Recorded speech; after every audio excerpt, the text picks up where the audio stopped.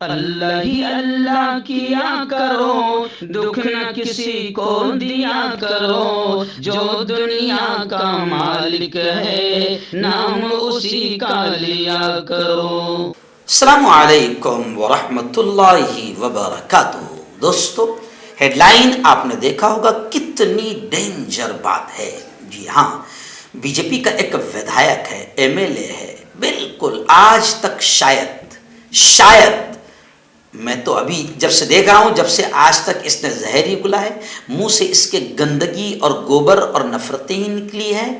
ابھی تو جب سے میں دیکھ رہا ہوں، لیکن مجھے ایسا یقین ہے کہ آدمی اتنا زہریلا ہے تو شاید پیدا ہونے سے اب تک بھی اس نے زہر ہی اگلا ہوگا۔ پہلے بھی شاید کچھ اچھے کام محبت، امن، شانتتا والے کیے نہیں ہوں گے۔ جی ہاں، بی جے پی کا ایم ایل اے ہے، حیدرآباد کا رہنے والا ہے، تلنگانہ کے حیدرآباد کا رہنے والا ہے، گوشا محل کا جو متدار چھیتر ہے وہاں سے وہ ودھایک ہے۔ گزشتہ کل ہمارے مہاراشٹر کی پوتر بھومی جسے میں کہوں گا ممبئی میں آیا تھا، اور ممبئی میں انتہائی زہر اگل کر گیا، اور جو جملہ اس نے کہا کہ اب گلا کاٹنے والا ہندو بننے کی ضرورت ہے، اب گلا کاٹنے والا ہندو بننے کی ضرورت ہے، یہ راجا سنگھ نے ممبئی میں بھڑکاؤ بھاشن دے کر گیا۔ میں سمجھتا ہوں کہ اتنا ڈینجر جملہ اگر کوئی اور دوسرے سماج کا یا یوں کہہ لیجیے کلیئر اگر کوئی مسلمان یہ جملہ کہہ دیتا تو اب تک کے دو چیزیں ہوتی، ہمارے یہاں کی بھونکنے والی آتنکی میڈیا کتوں کا بھی ریکارڈ توڑ دیتی، اتنا بھونکتی، مگر ابھی ہماری میڈیا پوری خاموش ہے، کیونکہ آقا نے گلے میں پٹا ڈالا ہوا ہے، اور آقا نے زبان کو بھی خرید لیا ہے، قلم کو بھی خرید لیا ہے، چینل کو بھی خرید لیا ہے۔ اس لیے ہماری میڈیا اتنے خطرناک جملے پر کتوں کا ریکارڈ توڑنے کے لیے تیار نہیں ہے۔ ہاں، یہ جملہ اگر کوئی مسلمان بول دیتا، کوئی اور دھرم کا آدمی، کوئی عیسائی، کوئی کرسچن بول دیتا، تو پھر ہماری میڈیا کتوں کو بھی پیچھے چھوڑ دیتی، اتنا بھونکتی تھی۔ تو یہ جملہ اس نے کہا ہے، اس لیے اب لوگ یہ کہہ رہے ہیں کہ یہ بی جے پی کا ایم ایل اے ہے،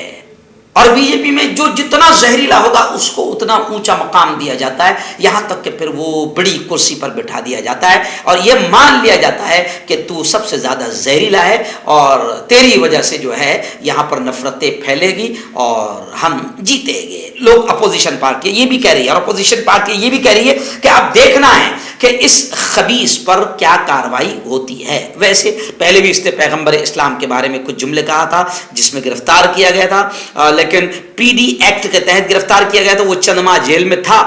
اس کے بعد پھر پی ڈی ایکٹ ہٹا دیا گیا تو وہ جیل سے رہا ہو گیا، پھر جیل سے رہا ہونے کے بعد پھر اپنے منہ سے ٹوائلٹ اگل رہا ہے، زہر اگل رہا ہے، گندگی اگل رہا ہے، کیونکہ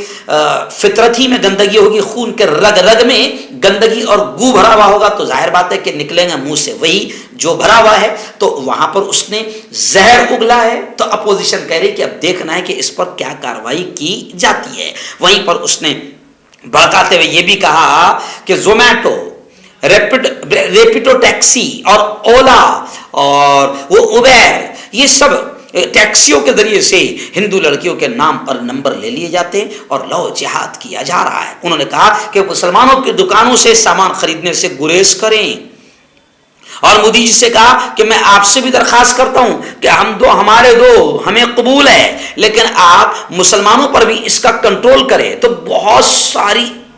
زہریلی باتیں اس نے وہاں پر کہی، اور یہی نہیں، گزشتہ کل ممبئی میں یہ جہاں آیا تھا وہ لو جہاد کے خلاف ہندو جن آکروش مورچہ تھا۔